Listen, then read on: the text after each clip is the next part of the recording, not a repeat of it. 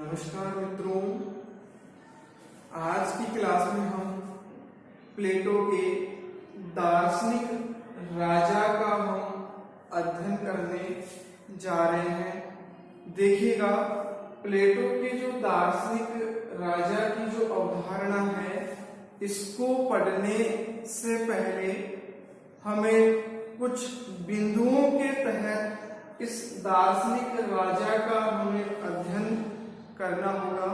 जैसे दार्शनिक राजा का निर्माण किस आधार पर प्लेटो करता है, दार्शनिक राजा के क्या कर्तव्य हैं, क्या प्रतिबंध हैं और उसकी आलोचनाएं और विशेषताएं। देखिएगा, पिछली जो क्लास हुई थी उसमें हमने प्लेटो का आदर्श राज्य पढ़ा और उस आदर्श राज्य में हमने देखा कि आदर्श राज्य की जो बागडोर है वह एक दार्शनिक राजा के हाथ में प्लेटो देता है। दार्शनिक राजा के संबंध में प्लेटो कहता है कि हमारे नगर राज्यों के कष्टों का तब तक अंत नहीं हो सकता जब तक हमारे शासक दार्शनिक राजा नहीं होंगे। कहने का मतलब, प्लेटो का उद्देश्य तात्कालिक जो अव्यवस्थाएं हैं शासन से संबंधित, उनको दूर करने के लिए दार्शनिक राजा की थ्योरी उन्होंने बनाई। अब देखिएगा कि जो राजनीति विज्ञान में एक विद्वान हुए फोस्टर, उन्होंने प्लेटो के दार्शनिक राजा की जो अवधारणा है उसको एक मौलिक अवधारणा के रूप में बताया है। ठीक है, अब हम देखते हैं कि दार्शनिक राजा है कौन, दार्शनिक राजा बनता कैसे है। सबसे पहले हम देख रहे हैं दार्शनिक राजा का निर्माण कैसे होगा, दार्शनिक राजा का निर्माण कैसे होगा। जैसे कुछ दिनों पहले हमने प्लेटो का शिक्षा सिद्धांत पढ़ा था, तो प्लेटो का जो दार्शनिक राजा है उसका निर्माण प्लेटो की शिक्षा योजना के माध्यम से होगा। जैसा कि मैंने पहले भी आपको बताया, प्लेटो की जो शिक्षा योजना है उस शिक्षा योजना का मुख्य उद्देश्य दार्शनिक राजा का निर्माण करना है। देखिएगा, पहले हमने न्याय सिद्धांत पढ़ा। न्याय सिद्धांत में जिस व्यक्ति में विवेक गुण की प्रधानता होगी, जिस व्यक्ति में विवेक गुण की प्रधानता होगी, विवेक गुण की प्रधानता होगी, वह क्या बनेगा, दार्शनिक राजा बनेगा। ठीक है, सबसे पहले हमने ये निर्धारण किया कि कौन व्यक्ति दार्शनिक राजा बनने के लायक है। तो प्लेटो कहता है जिसमें विवेक गुण की प्रधानता है, जिसमें बुद्धि गुण की प्रधानता है, वह दार्शनिक राजा बनेगा। और विवेक गुण संपन्न व्यक्ति शिक्षा योजना के माध्यम से, शिक्षा योजना के माध्यम से दार्शनिक राजा बनेगा। शिक्षा योजना कैसी, जो 6 वर्ष की आयु से लेकर 50 वर्ष की आयु तक शिक्षा ग्रहण करने के बाद में बालक दार्शनिक राजा बनने योग्य होगा। बालक 6 से 20 वर्ष तक, 6 से 20 वर्ष की आयु तक प्राथमिक शिक्षा ग्रहण करेगा। 6 से 20 वर्ष की आयु तक क्या ग्रहण करेगा, प्राथमिक शिक्षा ग्रहण करेगा। उसके बाद में 20 वर्ष की आयु में, 20 वर्ष की आयु में एक परीक्षा का आयोजन होगा, एक परीक्षा का आयोजन होगा और उस परीक्षा में सफल रहा व्यक्ति उच्च शिक्षा ग्रहण करेगा। उच्च शिक्षा ग्रहण करेगा तो फिर 20 से 35 वर्ष तक 20 से 35 वर्ष तक उस बालक को उच्च शिक्षा दी जाएगी। उस बालक को क्या दी जाएगी? उच्च शिक्षा दी जाएगी। और इसमें भी 30 वर्ष की आयु में 30 वर्ष की आयु में पुनः एक परीक्षा का आयोजन होगा और उस परीक्षा में सफल व्यक्ति आगे की शिक्षा ग्रहण करेगा, उच्च शिक्षा का द्वितीय चरण प्राप्त करेगा। इस प्रकार 6 वर्ष से लेकर 35 वर्ष तक बालक सैद्धांतिक शिक्षा ग्रहण करेगा। उसके बाद में 15 वर्ष का व्यवहारिक प्रशिक्षण ग्रहण करेगा और उसके बाद में वह दार्शनिक राजा बनने योग्य होगा।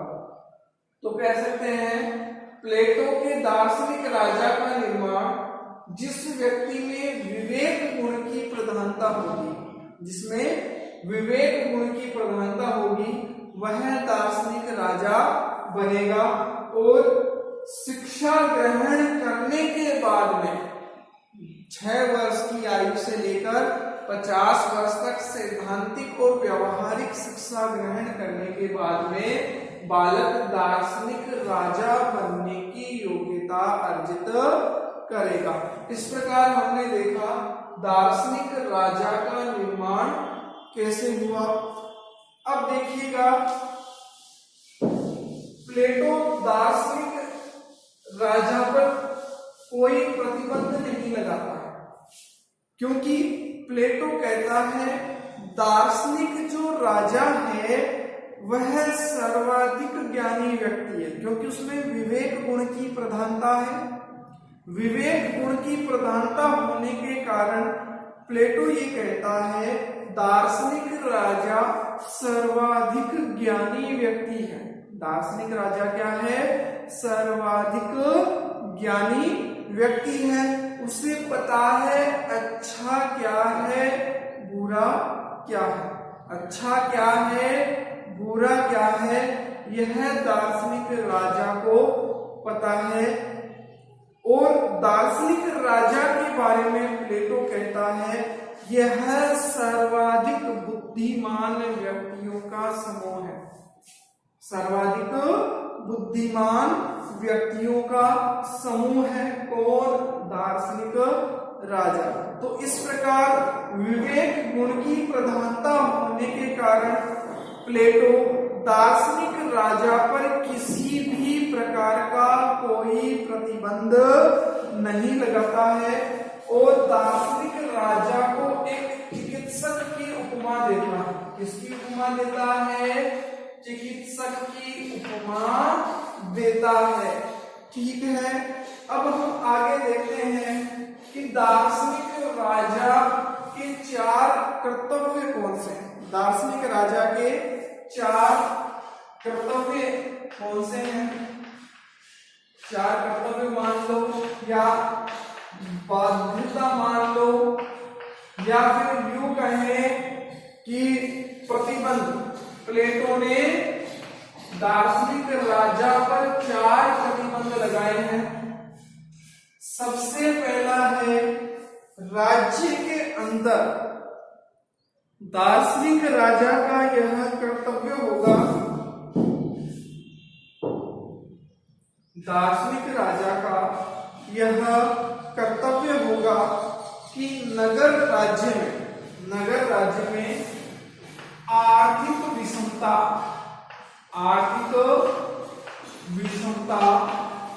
नहीं आनी चाहिए। पहली बाध्यता क्या है? नगर राज्य में आर्थिक विषमता नहीं आनी चाहिए, क्योंकि जब धन और संपत्ति में असमानताएं उत्पन्न होती हैं तो राज्य में अनेक बुराइयों का जन्म होता है। तो बुराइयों को रोकने के लिए प्लेटो ने दार्शनिक राजा पर प्रतिबंध लगाया है कि नगर राज्य में आर्थिक विषमताएं उत्पन्न नहीं होनी चाहिए। और दूसरा, राज्य का आकार इतना ही रखे, राज्य का आकार इतना ही रखे जिससे क्या हो, राज्य की एकता, राज्य की एकता और आत्मनिर्भरता, और आत्मनिर्भरता बनी रहे। दूसरा प्रतिबंध क्या लगाया कि राज्य का आकार इतना ही होना चाहिए जिससे राज्य की एकता और आत्मनिर्भरता बनी रहे। तीसरा, प्लेटो ने दार्शनिक राजा पर यह प्रतिबंध लगाया है, यह उसकी बाध्यता है कि वह न्याय व्यवस्था को बनाए रखे। दार्शनिक राजा पर तीसरा प्रतिबंध क्या है, वो न्याय व्यवस्था को बनाए रखे। प्रत्येक व्यक्ति अपने आत्मा के गुण के अनुसार कार्य करे, दूसरे व्यक्ति के कार्य में हस्तक्षेप नहीं करे, यही प्लेटो ने न्याय बताया था। तो न्याय व्यवस्था को बनाए रखने का उत्तरदायित्व किसका है, दार्शनिक राजा का। चौथा प्रतिबंध क्या है, चौथा प्रतिबंध यह है, राजा शिक्षा व्यवस्था में कोई परिवर्तन नहीं कर सकता।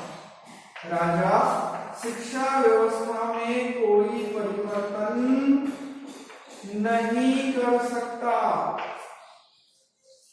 ठीक है, जो शिक्षा व्यवस्था बनी है उसी के अनुसार शिक्षा व्यवस्था का संचालन होना चाहिए। जैसा कि हमने देखा, राज्य नियंत्रित शिक्षा व्यवस्था की प्लेटो बात करता है। तो राज्य नियंत्रित होने का मतलब ये नहीं है कि राजा शिक्षा योजना में परिवर्तन कर दे, इसलिए राजा पर यह युक्ति युक्त प्रतिबंध लगाया गया है कि वह शिक्षा में किसी भी परिवार का परिवर्तन ना करे। ठीक है, तो हमने दार्शनिक राजा पर प्लेटो द्वारा लगाए गए 4 प्रतिबंधों को देखा। राज्य में आर्थिक विषमताएं नहीं फैलनी चाहिए, राज्य का आकार उतना ही होना चाहिए जिससे राज्य की एकता और आत्मनिर्भरता बनी रहे। दार्शनिक राजा न्याय व्यवस्था को बनाए रखेगा और शिक्षा व्यवस्था में किसी भी प्रकार का कोई परिवर्तन नहीं करेगा। देखिएगा, प्लेटो ने जब दार्शनिक राजा की परिकल्पना की तो दार्शनिक राजा को सोने का व्यक्ति कहा। सोने का व्यक्ति जानते हो, गोल्ड, स्वर्ण। दार्शनिक राजा को सोने का व्यक्ति कहा, दार्शनिक राजा को सोने का व्यक्ति कहा है। इसको दार्शनिक राजा को, ठीक है। चांदी का व्यक्ति कहा है, चांदी का व्यक्ति कहा है सैनिक को, चांदी का व्यक्ति किसको कहा है, सैनिक को। और कांस्य का व्यक्ति कहा है उत्पादक वर्ग, इसको कहा है उत्पादक वर्ग को। इस प्रकार सोने के व्यक्ति की उपमा दिए जाने से भी आप अंदाजा लगा सकते हो कि प्लेटो दार्शनिक राजा को सर्वाधिक महत्व देता है। देखिएगा, प्लेटो का जो दार्शनिक राजा है वह एक निरंकुश व्यक्ति है। इस पे प्लेटो ने जो 4 प्रतिबंध लगाए हैं उसके अलावा संपूर्ण स्वतंत्रता दी है, क्योंकि जब हम इसकी विशेषताएं पढ़ेंगे तो सबसे पहली विशेषता यह होगी, सबसे पहली विशेषता यह होगी विवेक का शासन, विवेक का शासन। जैसा कि हमने देखा, जिसमें विवेक गुण की प्रधानता होगी, विवेक गुण की प्रधानता होगी, वह व्यक्ति शिक्षा योजना के माध्यम से दार्शनिक राजा बनेगा। और फिर हमने ये देखा कि दार्शनिक राजा क्या है, सर्वाधिक बुद्धिमान व्यक्तियों का समूह। तो सबसे पहली विशेषता क्या है, विवेक का शासन। तो तो इस प्रकार प्लेटो ये कहता है कि जो दार्शनिक राजा है वह सर्वाधिक ज्ञानी व्यक्ति है, इसे पता है गलत क्या है और अच्छा क्या है। तो इस कारण विवेक के शासन के कारण इस पर विशेष प्रकार के कोई प्रतिबंध नहीं लगाए। प्रतिबंध नहीं लगाए इसका मतलब राजा क्या हो गया, निरंकुश शासक हो गया। क्या हो गया, निरंकुश शासक भी बोल सकते हैं और निरंकुश शासन भी बोल सकते हैं। जिसके शासन पर जनता का कोई अंकुश नहीं हो वह निरंकुश शासन है। इसमें दार्शनिक राजा को जनता के प्रति जवाबदेह नहीं बनाया गया, क्योंकि उसमें क्या है, विवेक है, उसे पता है अच्छा क्या है और बुरा क्या है। तीसरा, प्लेटो ने राजतंत्रात्मक शासन व्यवस्था का समर्थन किया। राजतंत्रात्मक शासन व्यवस्था का समर्थन किया है, लोकतंत्र का विरोध किया है। इस प्रकार हमने देखा दार्शनिक राजा क्या है, विवेक का शासन है, निरंकुश शासन है, राजतंत्रात्मक शासन प्रणाली का यह समर्थन करता है। देखिएगा अब हम इसकी आलोचनाओं के बारे में अध्ययन करें तो आलोचनाओं में ये कहा जा सकता है सबसे पहले निरंकुश शासन। सबसे पहले आलोचना में क्या है, निरंकुश शासन। निरंकुश शासन सबसे बड़ी आलोचना, ठीक है। दूसरा, अलोकतांत्रिक, अलोकतांत्रिक, ठीक है, क्योंकि यह जनता के प्रति जवाबदेह नहीं है, जनता उसका चुनाव नहीं कर सकती, तो यह अलोकतांत्रिक सिद्धांत है, ठीक है। या कहें लोकतंत्र विरोधी, या क्या कहें, लोकतंत्र विरोधी व्यवस्था भी कह सकते हैं, ठीक है। इसके बाद में तीसरा है विरोधाभासी पूर्ण। तीसरी आलोचना क्या है, विरोधाभासी व्यवस्था। देखिएगा प्लेटो विवेक के नाम पर दार्शनिक राजा को असीमित शक्तियां देता है। एक तरफ प्लेटो दार्शनिक राजा को विवेक के नाम पर असीमित शक्तियां देता है और दूसरी तरफ 4 प्रकार के प्रतिबंध उस पर लगाता है। एक तरफ निरंकुश शासन की स्वतंत्रताएं हैं, दूसरी तरफ 4 प्रकार के युक्तियुक्त प्रतिबंध है। तो ऐसा है कि ऐसा लगता है जब प्लेटो के दार्शनिक राजा को पढ़ते हैं तो विरोधाभासी व्यवस्था प्रतीत होती है, ठीक है। चौथी है नागरिक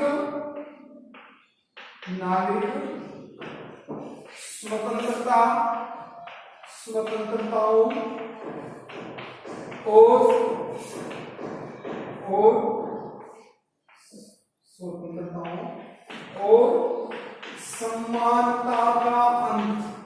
समानता का अंत। देखिएगा प्लेटो के दार्शनिक राजा के सिद्धांत में कहीं भी नागरिक स्वतंत्रताओं व समानता जैसे शब्दों का प्रयोग नहीं किया गया।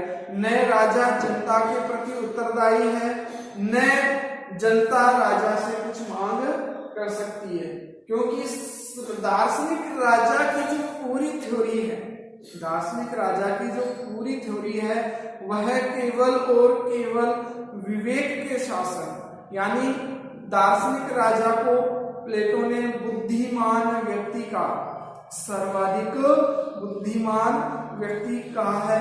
इसी एक आधार पर ही समस्त शक्तियां दार्शनिक राजा को दे दी, उसके अलावा प्रजा का उससे कोई लेना देना नहीं है। इसकी आलोचनाओं में एक सेबाइन नाम के विद्वान हुए हैं, सेबाइन नाम के विद्वान हुए हैं। उन्होंने प्लेटो के दर्शन को प्रबुद्ध निरंकुशता कहा है, प्रबुद्ध निरंकुशता कहा है, प्लेटो के दर्शन को प्रबुद्ध निरंकुशता कहा है। किसने कहा है? सेबाई नाम के विद्वान हुए हैं।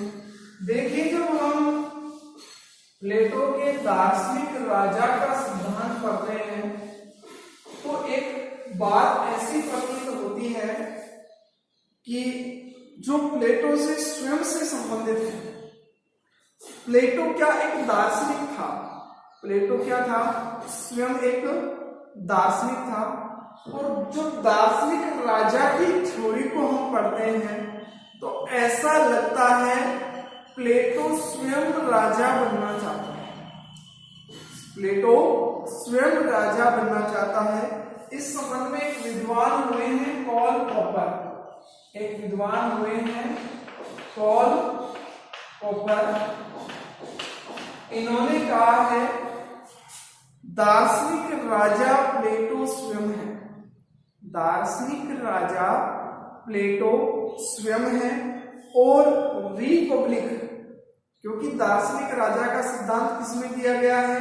प्लेटो ने अपने ग्रंथ रिपब्लिक में दार्शनिक राजा के सिद्धांत को दिया है। दार्शनिक राजा प्लेटो स्वयं है और रिपब्लिक उसके शासक बनाए जाने का दावा है। रिपब्लिक उसके शासक बनाए जाने का दावा है। इस प्रकार कार्ल पॉपर भी प्लेटो के दार्शनिक राजा के सिद्धांत की आलोचना करते हैं। इस आज की क्लास से संबंधित यदि कोई भी समस्या हो तो आप कमेंट बॉक्स में जरूर लिखिएगा। धन्यवाद।